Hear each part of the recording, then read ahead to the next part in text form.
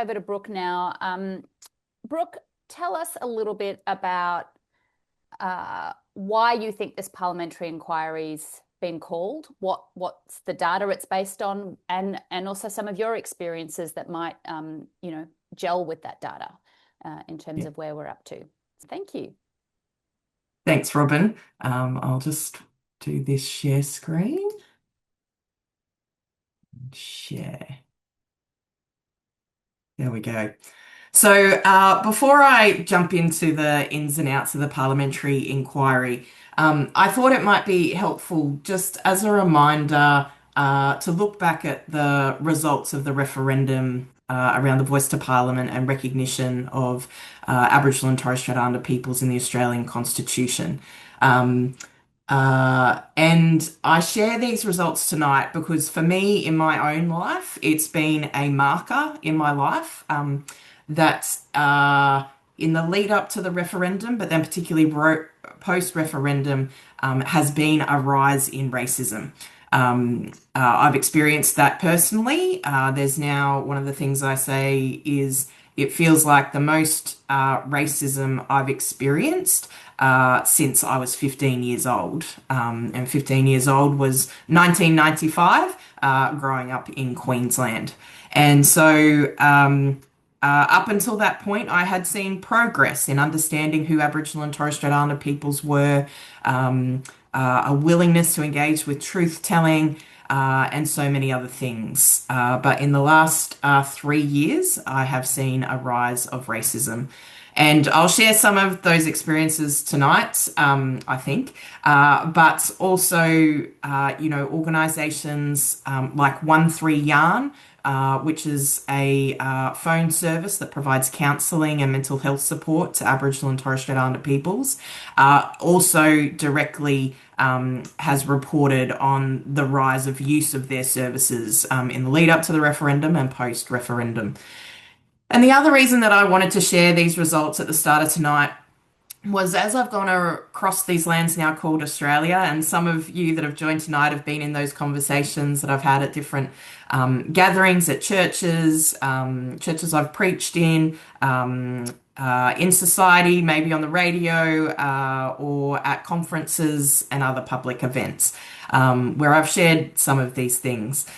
But I've had people come up to me, non-Indigenous people, and say, and this isn't about how you voted in the referendum, but they said, I voted yes in the referendum. I'm disappointed about the result, but I'm willing to do anything. I'm here to walk alongside Aboriginal and Torres Strait Islander peoples.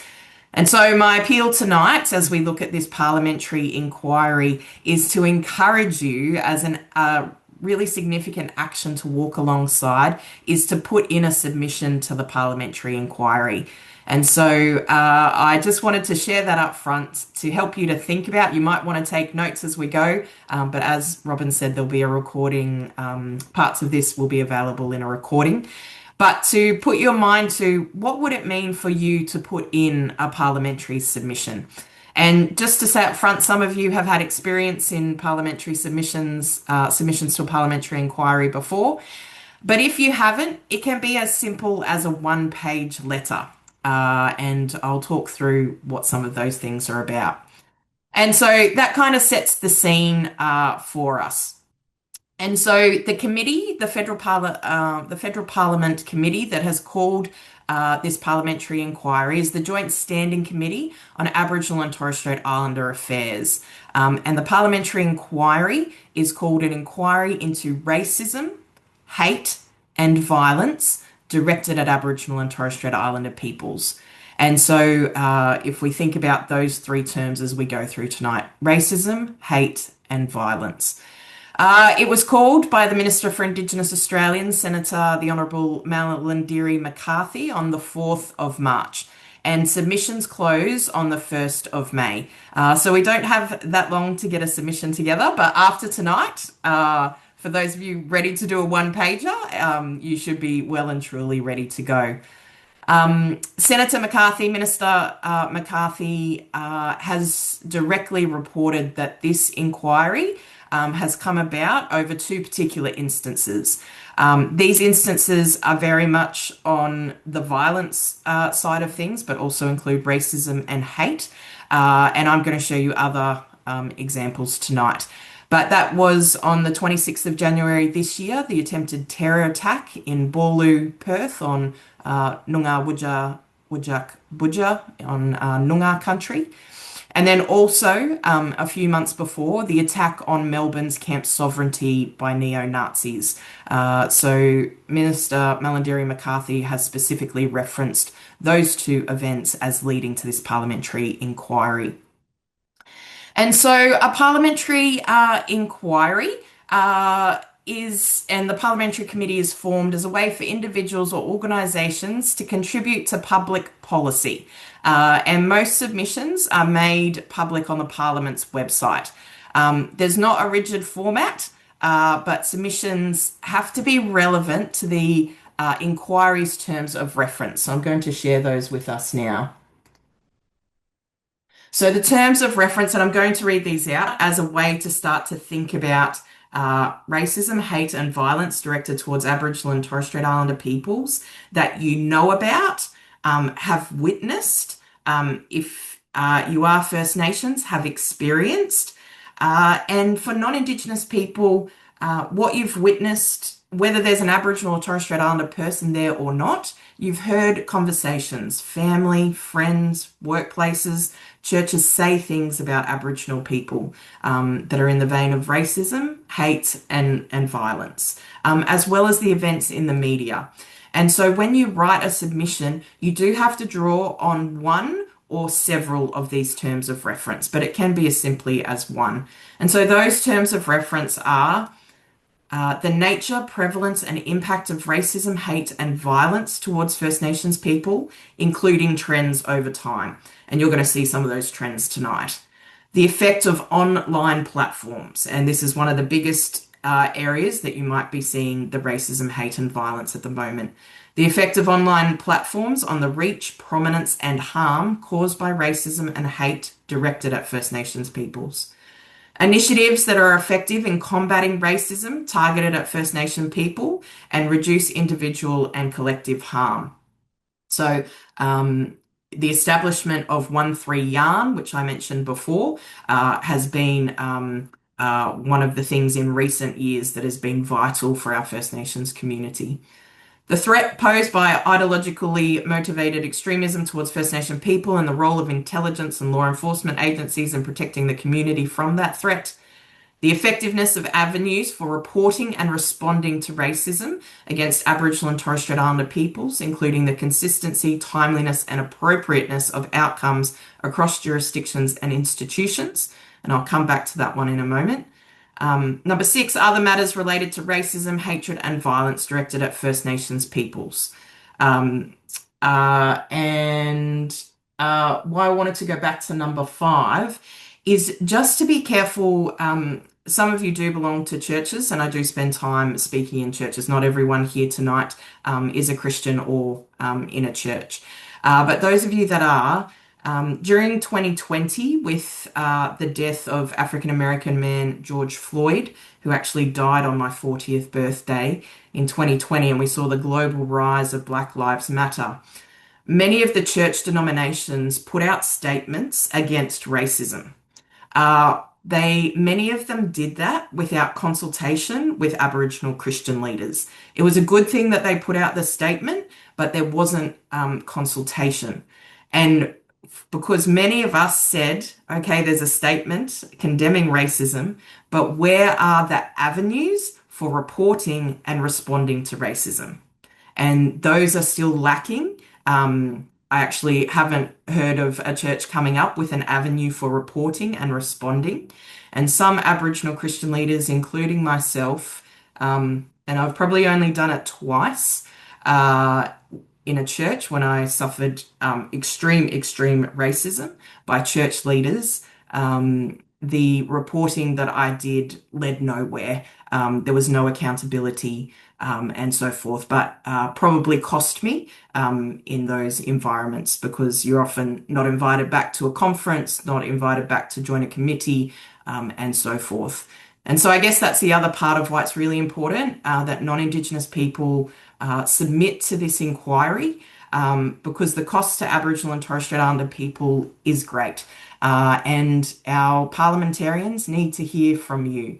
And just to put that in light, a few years ago, I met with the then Indigenous, the Minister for Indigenous Australians, who said they had never once, and this is a different topic, but just to explain how important it is to be talking to local members of parliament and not just talking, but writing letters. And one way is to submit to this parliamentary inquiry. They had never received a letter saying that the date of January 26 should not be the national day for Australia. And so these things matter to parliamentarians. They need the support of their electorates, the people in their electorates, to know what's happening and that you care about these things. And in this instance, that you care about Aboriginal and Torres Strait Islander peoples. So that's the terms of reference. A couple of other key points. I'll just stop sharing there. When you do a submission, and I'm putting this up front because I'm really hoping that the information that comes this will be a help in equipping and empowering you to put in a submission. Is that in the submission, you must include the name of the inquiry and the committee that's looking at the submission. You must include your name. There are some of you that belong to organisations that could put in a submission as well. And so your organisation's name and your contact details. Then these are like my key other tips is to focus on key points. So you must address at least one point from the terms of reference. So actually specifically calling out the term of reference that you're referring to. Providing personal experience. And for non-Indigenous peoples, that could be I witnessed an Aboriginal person, these things being said to an Aboriginal person or about Aboriginal person or Aboriginal peoples, or maybe you were walking past Camp Sovereignty on the day they were attacked in Melbourne. Maybe you're at the rally on the 26th of January in Perth. Maybe you're at another event where Aboriginal people suffered racism or racial abuse. So your personal experience, provide any facts, provide any research, and don't try to cover everything. And for some of you, you belong to, through your workplaces, you might be in the health industry, for example, and have come across Aboriginal people. Draw on those personal experiences. Who are you? It could be in social work. It could be as a teacher. It could be as a Christian who goes to church. Who are you to put that in and what have you experienced?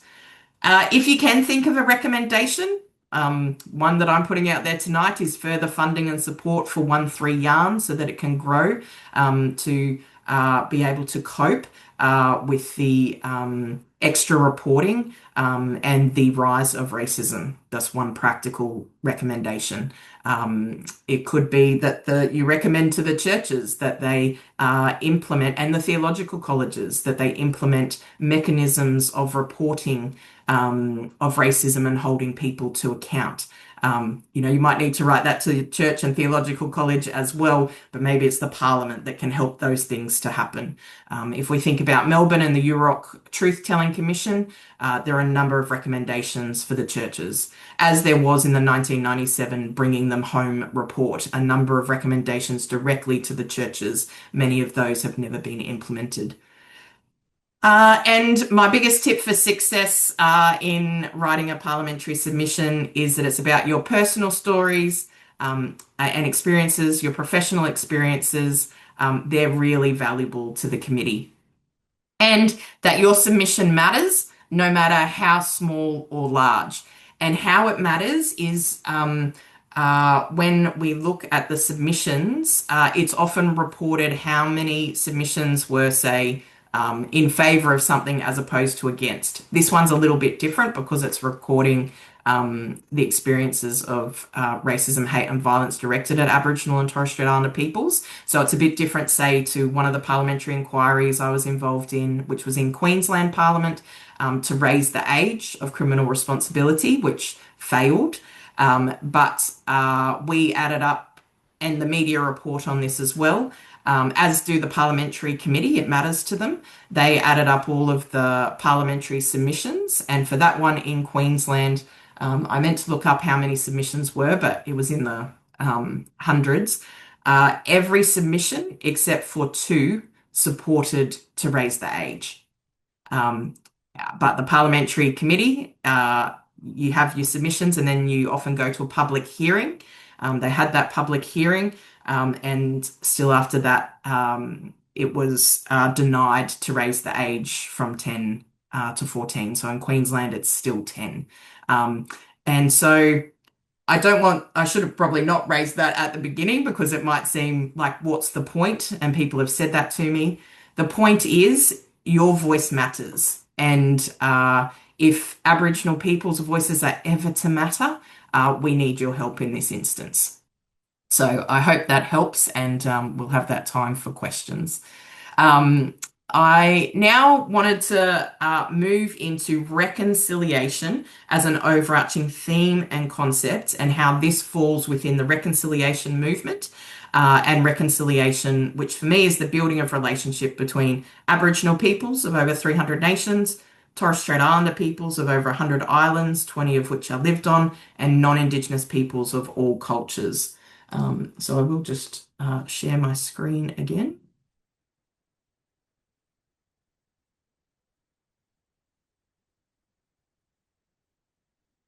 And so many of you have heard the word reconciliation. You might have heard of a reconciliation action plan, which workplaces can have to actually drive real change within their organisations. And this comes out of Reconciliation Australia as the body. And so reconciliation, as Reconciliation Australia describes it, and what they're able to report on through the Reconciliation Barometer, is actually the 5 dimensions of reconciliation. So there's 5 dimensions, which are race relations. This is exactly what our parliamentary inquiry is looking into. Equality and equity. We just need to look at closing the gap, which has just been reported. It gets reported in February and March every year, and a gap that is not closing. Historical acceptance. We think about truth telling. Institutional integrity. I've already mentioned a number of institutions. That includes our hospitals, our schools, our companies, our workplaces. And then you see in the middle there, unity. And so this is the 5 dimensions of reconciliation. And then every 2 years, Reconciliation Australia releases the Reconciliation Barometer.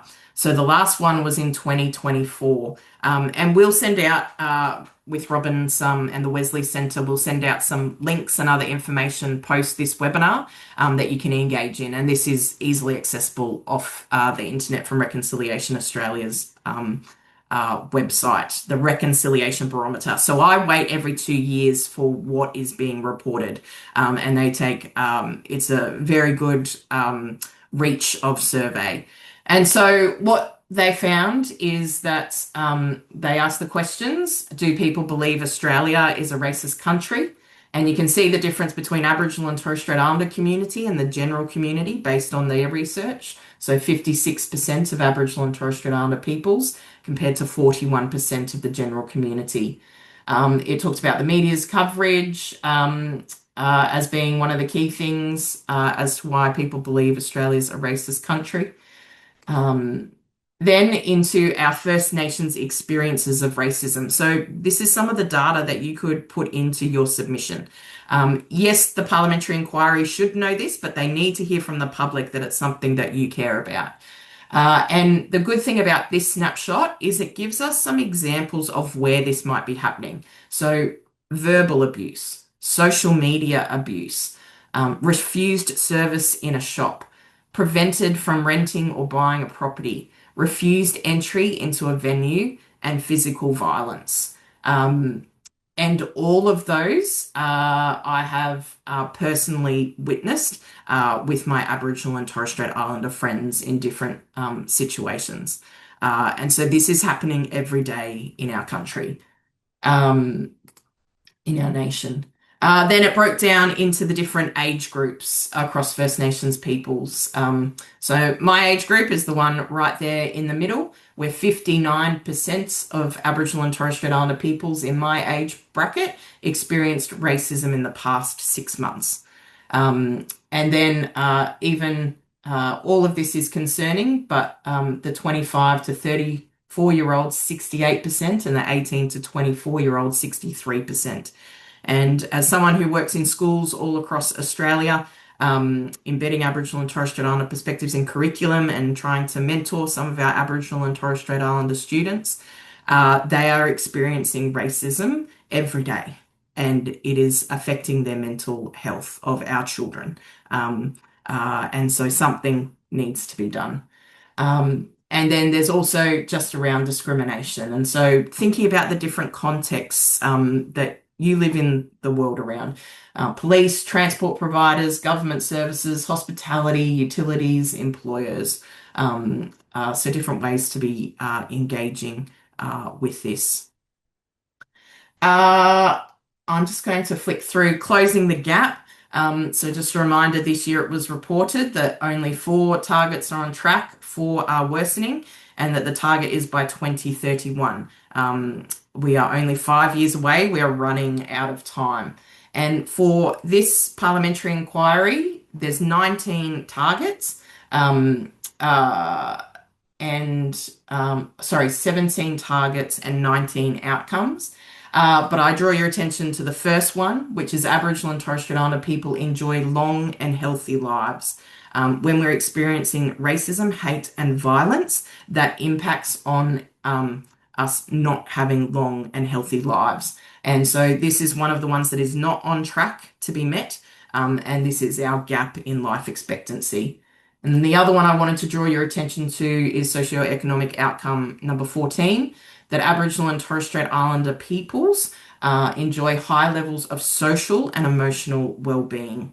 And this one in particular is very sad because it's now being reported that Aboriginal and Torres Strait Islander people are currently 2.5 times more likely to die by suicide than non-Indigenous peoples. And that suicide was in 2022 was the leading cause of death for First Nations people aged 15 to 44 years. The incredible organisation Beyond Blue did amazing research a number of years ago and a campaign called The Invisible Discriminator. And we'll send out some information around that as well, but found the direct linkages between racism and discrimination on Aboriginal and Torres Strait Islander people's mental health. And sadly, that impacts our life expectancy. To further set the scene of where we are, many of you probably can recall when Stan Grant had to step aside from Q&A. Stan Grant, Wiradjuri man, had to step aside from Q&A. And I wanted to, this isn't about Stan tonight, but it's as a way of, I know many people talked about that moment. Many of you here know about that moment. But what Stan shared in his last Q&A episode, at the end of the episode, I've got 2 quotes, one that I'll share now and then one that I'll share at the end. But this is what he opened with in that final statement. He said, "I'll be okay, but please send the support." So he was referring to the support that he had received and thanked people for the support he had received. He said, "I'll be okay. Please send that support and care to those of my people and all people who feel abandoned and alone, who are wondering whether they have a place in this country and who don't have my privileges." And so Stan, for me, was really appealing to the nation, appealing to all of you to stand beside. Many of you might have Aboriginal friends, many of you are friends with me, to stand beside those of his people who don't have the same privileges as he has.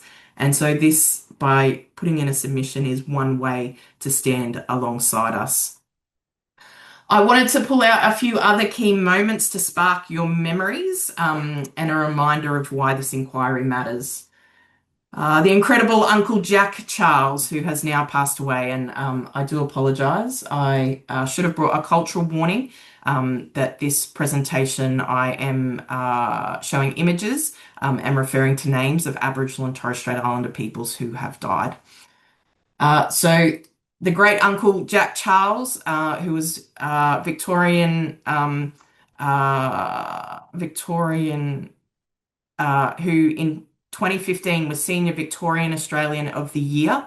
And there are a number of articles written about him being refused a taxi in Melbourne. And as an act of racism. Uncle Jack Charles, when he appeared on Q&A, also said that Aboriginal people suffer a peculiar type of racism. And if you don't know that, I don't know why you don't know that. And so that's where that quote comes from. And one of those instances he was refused a taxi was after that Victorian Australian of the Year ceremony, but three times, three different instances.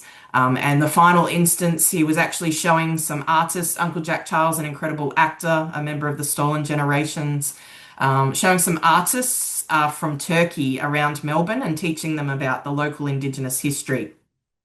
And then they went to get in a taxi and they were refused service on multiple occasions. And Uncle Jack Charles at the time said, "It's very embarrassing to be refused because everyone is waiting behind me and they can see the incident. I feel very much downtrodden. It's happened again." Immediately, my hackles rose and he called it an act of racism. The other image there is of Gurumul, also who has now passed away. But he was in the Royal Darwin Hospital. And those of you that know his incredible music, but he also had some severe health conditions, including, he had some health conditions. And so he was actually needed to go to the hospital with an ongoing health condition. And his non-Indigenous friends couldn't be with him, but they were assured he needed to go to hospital. He was bleeding internally, and he was basically delayed medical treatment. And it was a hepatitis B infection that he's carried since childhood and his kidney problems. And they actually it emerged that someone had made notes on his medical chart stating that his illness was related to alcohol abuse, which was never the case. And so he was presenting with those conditions because, with similar to what might seem like alcohol abuse, but it was actually his long-term health situation, which they should have been fully aware of. So an actual racial profiling that happens all the time. For me, that's one that I've personally seen at a major hospital in Australia. I was with someone who was in the emergency department and we were waiting for triage and to be admitted to hospital. They were needing to be admitted. And I saw an Aboriginal man present to emergency who was saying he was in significant pain and he was sent away. He actually collapsed outside on the lawns outside of the hospital. And at this stage, I was going into triage with the person that I was supporting, but they denied him treatment. And once I was then inside with the person that I was in emergency with, I heard a nurse and a doctor interacting, and the nurse said, could they call the social worker to help this man? And he'd presented at hospital a number of times, was the conversation I was overhearing. But it could have been this time he could have been dead out there on the lawn. And she asked for a social worker, and the doctor responded to her and said, no, you need to call the police. And so when we look at that rise in the rates of police incarceration, it's sometimes as simple as people presenting to emergency and being denied emergency care. Thankfully, that nurse raised her voice again, which is very difficult for our nurses to challenge a doctor. And he let her do what she wanted to do, and she rang a social worker. So this is happening every day. And many of you, we are Australians, and sport is very important. But the reminder, Nicky Winmar, Adam Goods, Latrell Mitchell, Eddie Betts, so many different examples that we can draw to.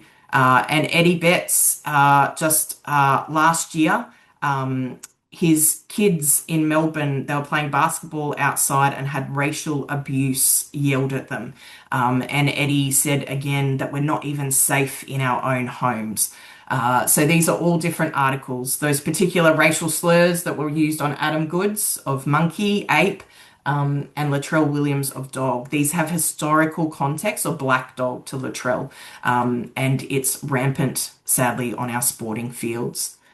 And one you might not be so familiar with, but I used it in a sermon in a church in 2021. So when we think about what happened at Camp Sovereignty and what happened in Perth this year, in 2021, there was a man with a swastika on his forehead who had a flamethrower that he put deodorant on and attacked a 40-year-old Aboriginal woman and her 15-year-old daughter on the streets of Perth. This is not new to us. This has been happening for a long time. We live and breathe this through our communities, our families, but this is getting reported in the media, and how do non-Indigenous people tune in? And so one action I encourage you today, as I did during Aboriginal Sunday, is to make sure you're reading National Indigenous Times and looking for these articles, what is actually happening in our country. I share this image as this is one of the biggest things to flag your attention to on particularly Facebook and the social media. And if you remember back to the terms of reference, it's the laughing emoji. Even on positive stories about Aboriginal and Torres Strait Islander peoples, I immediately click on, this image that shows you how many have liked, loved, laughed, angry. And the laughing emoji is out of control, which is a form of hatred towards us. A positive story and they're laughing at us, and then you read some of the comments. And so these comments, so be aware of that laughing emoji and how it affects me as an Aboriginal person and my Aboriginal friends. It's very heartbreaking because it's usually on those positive stories where we think, oh, this will be the thing that turns people's minds around to love instead of hate. One of those instances in the last couple of weeks were three Indigenous students graduated in medicine from one of our universities, and it was a news article. And I went because I was like so proud of these three young Aboriginal people. And I never even saw a positive comment. Every single one was just filled with hate and racism. And, my thought immediately went to these three young people who possibly were also proud of their achievements and that a newspaper had reported on it, and went to that comment section. When we're older, we know never to go to the comment section. As someone who speaks in the public arena, I force myself to do that so that I can actually then report on what's happening. But that impact that would have had on those three young, now Indigenous doctors, this is what's happening every day in our nation. Some of these are a little bit older, but they're everywhere anyway. So things that you can see all of the time about racism.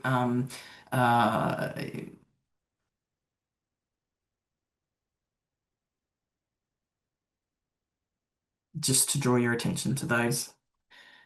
Some of you might know that in 2019 I appeared on the drum.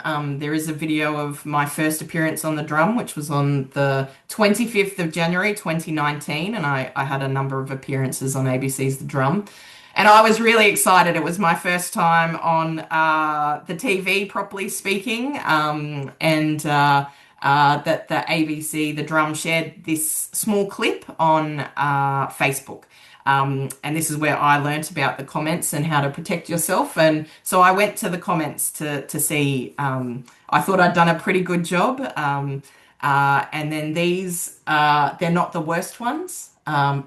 but just a selection of some personally attacked me as both an Aboriginal person and a woman. But these are just some of the individual comments, and these aren't the worst. So there's no Australia until the British settled, just a bunch of nomads roaming around calling themselves a tribe. The Aboriginals, and that's why I say don't use Aboriginals as the language, use Aboriginal peoples or Aboriginal person. The Aboriginals have no written language or recorded history beyond oral traditions, though that's not really much to go on, really. Surely she is also an Australian, and to be fair, extremely white in appearance.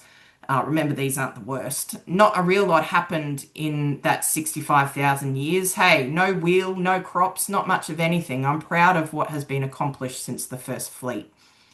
And still out waiting for Aboriginals to thank Europeans for giving them access to written language, modern medicine. I'd just like to point out how much of our Indigenous medicine is now being used, even in things like cancer research. The wheel, there's always this common thread of going back that we didn't invent the wheel. And so that's that ongoing racism. And I will stop sharing there. And I just want to remind people around microaggressions that that is racism, and these are some of the ones that you might be hearing. You don't look Aboriginal. Where are you really from? You're articulate for an Aboriginal person. You're pretty for an Aboriginal person. Even when people say I don't see colour. People saying, and they've said this to me, Aboriginal people don't have to pay tax. Or the one that we're used to now, particularly after the referendum, Aboriginal people get $40 billion from the government. And then in terms of actions, what that looks like is we can be the first to the counter, but the last to be served. Or say at a conference, we can be the first to put up our hand, but the last to be asked the question. And elders train us to put up our hand as soon as question time is announced. That's what's happening for Aboriginal communities, and particularly for in the Aboriginal Christian leaders. That's what our elders and senior leaders have told us: be first to put up your hand, but you keep your hand up because they never come to you with the microphone, or they'll come to you last, or they'll say, "We've run out of time." This is what's happening all of the time. And so just to be aware of that, but that's some things that you might have witnessed. So I will share this again at the end, but in light of what I've shared, and there's so many other stories, but this is probably a good time to stop there. Mental health support services. So for First Nations people, 13 Yarn that I've mentioned, Brother to Brother, Yarning Safe and Strong. For all people, Lifeline, Beyond Blue, 1-800-RESPECT, and there are others as well. I'll hand back to Robin. Thank you, Brooke, for sharing some of your story, and also for those really sobering statistics that kind of give us a snapshot of where we are as a nation, which is not great, to say the least. Brooke, I want to just ask you some follow-up things as people think about what questions they have. So just wanting to be super, super clear and obvious, even though this is an inquiry into racism, hate and violence towards Aboriginal and Torres Strait Islander people, I'm hearing you say you actually want submissions from people who do not fit that category, right? This is about us being allies and not just passive bystanders if you're not an Indigenous person. That's right. Anyone of any culture and cultural background, every Australian can submit to this parliamentary inquiry. So there's two parts to that. Yes, that is an act of allyship and friendship and moving from silence. But the other place is, in light of not having an Aboriginal and Torres Strait Islander voice to Parliament, there is no consultative body that can be sought out by the federal Parliament. So if we had had that, that's probably where this question would have gone to. But they probably still would have had a parliamentary inquiry. And so it's about how our democracy works. And that every Australian has a voice, and I'm particularly encouraging non-Indigenous Australians to raise your voices. The other side of that is even myself as an Aboriginal person, like I will put in a submission. And I'm open to working with organisations or other bodies to help you with a submission. If you would like an Aboriginal person to walk alongside you in that, I can't get inundated, but there's other Aboriginal people who I could probably point to as well. But you don't need us either. So, that would be a good act of allyship, but we only have till the 1st of May for submissions. And so don't let trying to engage an Aboriginal person delay your submission. Um, and so the other side of that that I was going to say is I have forgotten what that point was.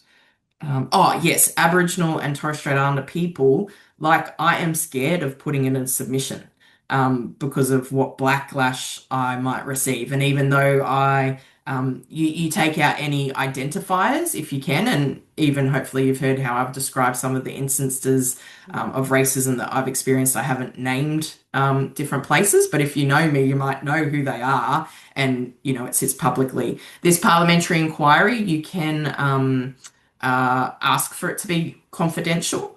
So just make sure that you specify that. Yeah. But I encourage you to try to make it public. But I think there will be many Aboriginal and Torres Strait Islander peoples who don't put in a submission because of their fear. Yeah, which is why it's obviously it's like some of the dynamics. It reminds me of when there's, been inquiries or things around hate speech in general, or say queer discrimination, and often it's up to those of us who aren't the most vulnerable in those spaces to actually speak up as allies. Yeah. So we've got some Yeah. great questions coming into the chat, so I want to get to those. Daniel's asking, should we copy in local members or say the Minister for Aboriginal Affairs if we're writing a kind of a letter style one page? Who might we think about copying in? Yeah, absolutely. That would be a great idea. I nearly said it earlier. And you could either, I think, just frame it a little bit. Remember, when you're talking, they do receive many letters. And so just frame it that in your local, particularly if it's a local member, really important to the local member, to say, I have put in a submission. If there's anything, make it a bit more personal for your local member and what it means for your electorate, and for them because you elected them in. And so this is another way to engage with our democracy, and your vote matters, your voice matters. And if you write to your local member, ask them for a meeting. I had a local pastor in an electorate I didn't live in, who wrote about Aboriginal deaths in custody to the Premier of a particular state at the time, who was their local member. And they said, "Oh, I don't want to do it because I'm non-Indigenous." And I said, "No, do it, and you can bring me along." And I got to have 15 minutes on a phone call with a Premier of this country because of that action of a local pastor. Because when we ring up as Aboriginal people, and this has happened to me so many times, ring up the local members or send the email and say, could we request a meeting? And they say, what's it about? And the minute as an Aboriginal person you say it's about Aboriginal affairs, it's like, we're too busy. And so we can't even get past the receptionist. Yeah, if you're meeting with local members, reach out to your Aboriginal friends to see if we can come too. But yeah, write to the Minister for Aboriginal Affairs, write to the shadow ministers. Our current shadow minister is Julian Lesser, member for Barowra, who actually left the shadow ministry as a member of the Liberal Party because he supported the referendum. And so, write to even the leaders of other political parties like the Nationals, One Nation, let them know that it matters as well. Yeah. Yeah, that's great because it does put political pressure on those who are not necessarily on board. So I'm going to try and do these in order so I don't skip them. So going back to Anne's question, Brooke, what are the 2 things you'll be asking the Commission to implement? Or 2 of the many things, perhaps, but you mentioned 1.3 yarn. 1.3 yarn. Yep. Yep. Anything else? Probably the second one, which I also sort of mentioned, is that institutions to go beyond statements to processes, institutions and workplaces to have models, but I mean, that's the workplace. I need a bit more time to think about that. I think where I've been sitting is in the experience of racism and what I might reveal about my own story, Yeah. and how to do that, and then how to encourage others, to come and write a submission. Um, Mm. and so, oh, I think the other one, like a few years ago, the Racial Discrimination Act was going to be changed. I think it was like 2012. And I was trying to encourage the churches to say, please protect the Racial Discrimination Act. They were going to take it out like as an Mm. offense to, well, it's not an offense. So that would be the other thing, that it's actually an offense to racially abuse an Aboriginal person, and that people can be charged for that. Uh, you know, um, that's one of the big issues. And again, the federal parliament will flick that off to the state governments because policing is within the state governments. And that's why there's been lack of action in Aboriginal deaths in custody as well. But the federal parliament can do things, and particularly, their jurisdiction over the Northern Territory, although they're picking and choosing when they can have influence on the Northern Territory or not. Yeah. That's So great. a And I couple would ideas encourage, there. yeah, a couple of great ideas. And I would encourage people to think about like whatever your area of expertise. So your example you told before of an Aboriginal man coming to the hospital and being turned away and a doctor suggesting it becomes a police matter. Like what would it look like if every medic in this country actually had to have a certain level of cultural awareness training? That's right. Police, like I'm sure they do at some level, but what would it look like for actually us to massively up our cultural awareness Yeah. training across the sectors in particular that deal with vulnerable people. Yeah. Okay, Yeah. next. If we don't have direct personal experience, as opposed to anecdotal, of recent racism towards Aboriginal peoples, what would be the value of the submission? The value of the submission is to show, that you are an Australian that cares, and it would be meaningful for Aboriginal people, because we can go onto the site and see people's submissions that you have cared enough to put in a submission and that we aren't alone. Mm, great.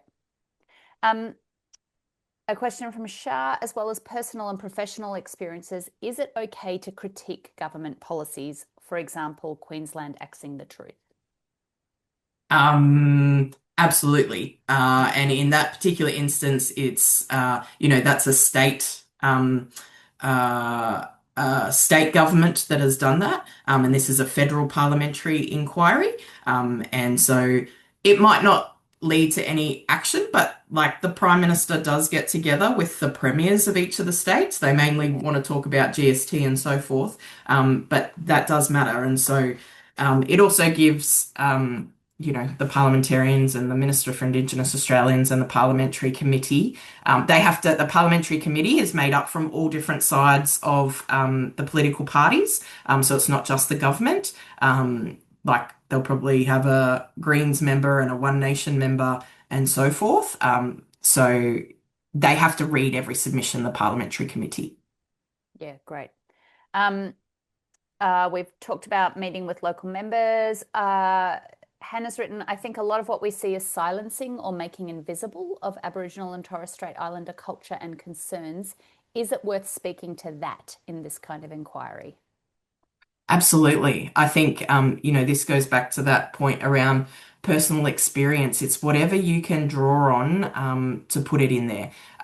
Because remember that the committee members are going to read every submission, and that will give them a view of what's actually happening.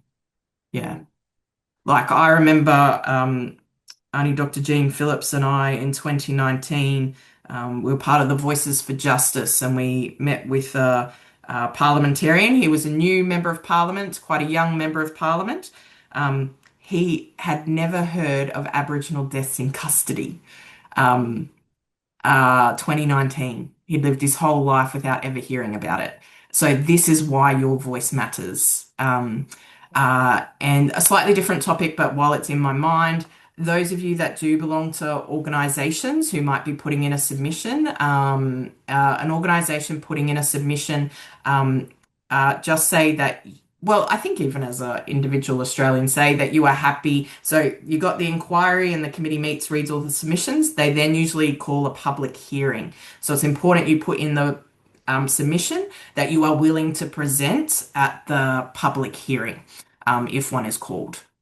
Yeah, yeah, but I think particularly if you're not to say don't do it as an individual, but particularly Yeah. if there's an organizational one, it can be Yes. quite powerful for a couple of people from an organization if you get the opportunity. You often get Yeah. like 2 or 3 minutes, but you get to say something. Um, Exactly. Yeah.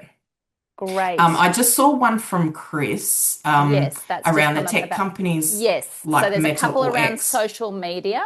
Yeah, let's talk about that. Yes. And that goes back to Anne's question as well around the Mm, recommendations. I think we should be putting in a recommendation around that.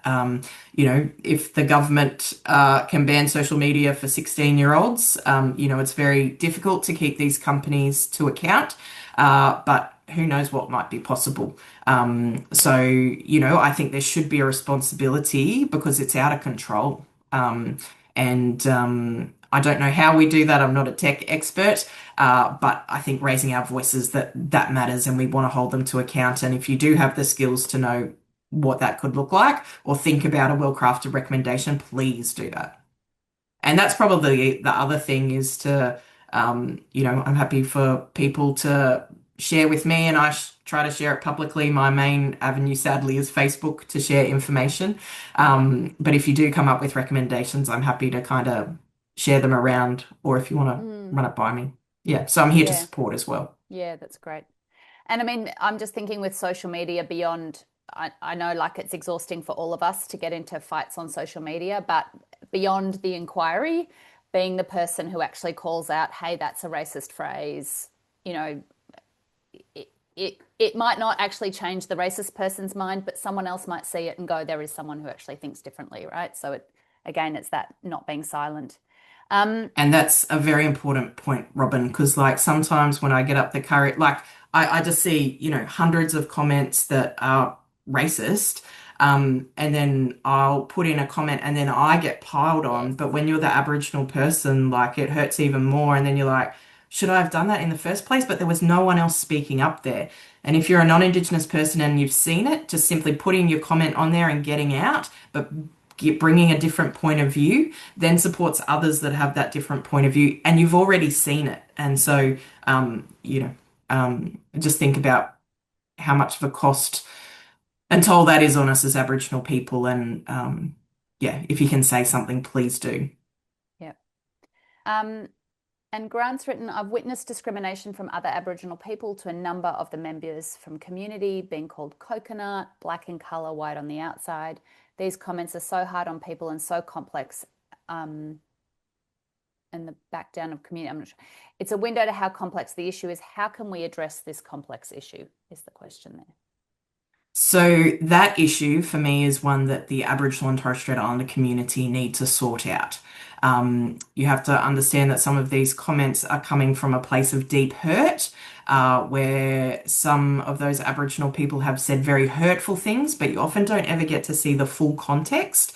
And, the Reconciliation Barometer report, had that statistic around the belief about a racist country, the impacts of the media. The media love these things and these points of view to further divide the Aboriginal and Torres Strait Islander community. So please don't let that, yes, as it was called out as complex. What I'm saying is not a back down of the community. I'm saying it's something that we need to sort out as Aboriginal and Torres Strait Islander people. But having non-Indigenous people comment on that without understanding the full context makes the healing further apart. And that's also, I am an Aboriginal Christian leader. One way the church needs to support Aboriginal Christian leaders to work in our communities. But sadly, that support is few and far between for us. Thank you. We're going to start to wrap up now because I know some of you need to go and we want to honour your time. But if we have a few minutes at the end for those who want to stay, we can have just a bit of an open chat. But I hope you've heard tonight that even if your point of view might seem, so small, one voice, that we are encouraging you to consider writing, think of it as a one-page letter, a one-page submission, or, you might have far more to say than that, but, keep it easy, keep it straightforward. I think when I think of like the kind of things I might talk about, some of them by themselves seem small. It's things like the yes to the voice sign at work getting defaced. It's sitting in a room and watching while an Aboriginal Christian leader got asked about what percentage of Aboriginal she is because she's pale. It's watching these constant small acts of racism and aggression, but they all add up to a pretty bleak picture. And I'm sure lots of you have those kinds of stories that you can point to in your own lives and organizations. Um, Brooke, thank you so much for your time, for your advocacy, for leading us through this, for sharing, not just the data, but some of your own story, which is obviously, full of moments of pain as well as the amazing things you've achieved. So we really do appreciate that. You are going to, I've asked you to send us off with a benediction or a blessing, something you've written. So it might be a good time to do that. Thank you, Robin. Um, There are a couple of other quick things that I wanted to say. There is the screen with those numbers for mental health support. So even for our non-Indigenous friends, that's important for you as well. And for any Aboriginal and Torres Strait Islander peoples, there's a number of topics I covered. So please do reach out if you need to talk to someone. It is very, very important. Um, and I wanted to end with this image. The first one was a photo that I took that's connected to an ABC article I wrote for NAIDOC Week 2 years ago. As Aboriginal people, we're showing you how to unite, but you want to fight. Hopefully, this parliamentary inquiry and being together in this webinar is one way that we can show the love together as Aboriginal and Torres Strait Islander peoples and non-Indigenous peoples. And through that and reconciliation, we will see healing flow. And another image that I thought was pretty powerful, we shall never forget, but together we can heal. And with those images, I said I'd share some of Stan Grant's further words that he said as we bring this night to a close, and then I'll send us out with a benediction. Stan, in that final episode that he hosted of Q&A, he said, "I'm down right now. I am. But I'll get back up and you can come at me again and I will meet you with the love of my people. My people can teach the world to love." As Martin Luther King Jr. said of his struggle, "We will wear you down with our capacity to love. Don't mistake our love for weakness. It is our strength. We have never stopped loving and fighting for justice and truth, the hard truths to speak in our own land." And so what I say as we close this night off, and the deep thank you for taking your time to show up tonight, and hopefully your time to put in a submission and encourage others to as well.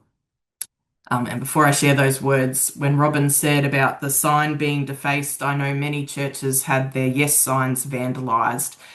No one was held to account, no one was charged. And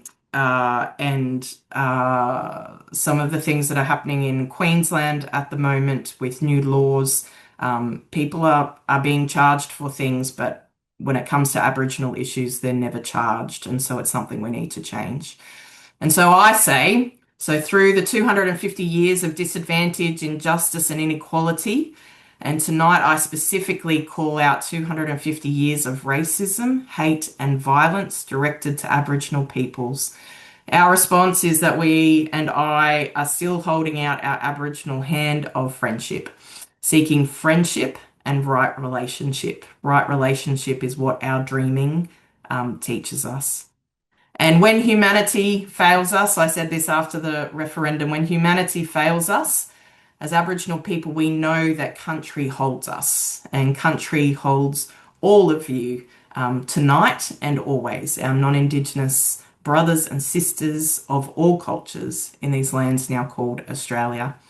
And so with that, it's a benediction I haven't shared for a while, but it's my prayer to the God of truth, justice and love. and it brings in that sense of country, which will hold you for all of your life and beyond. May the God of truth open our ears and eyes to the wind whistling through the grass trees. May the God of justice open our minds to the flowing actions of the waters, from refreshing rain to gentle brook, from mighty river to raging sea. May the God of love open our hearts to the beat of the clapsticks, calling us into rhythm. And so now go with truth, justice, love, and hope. Amen. And thank you for joining with me and Robin tonight. And a big thank you to the Wesley Centre for walking alongside Aboriginal and Torres Strait Islander peoples. Thank you, Brooke, and thank you, everyone.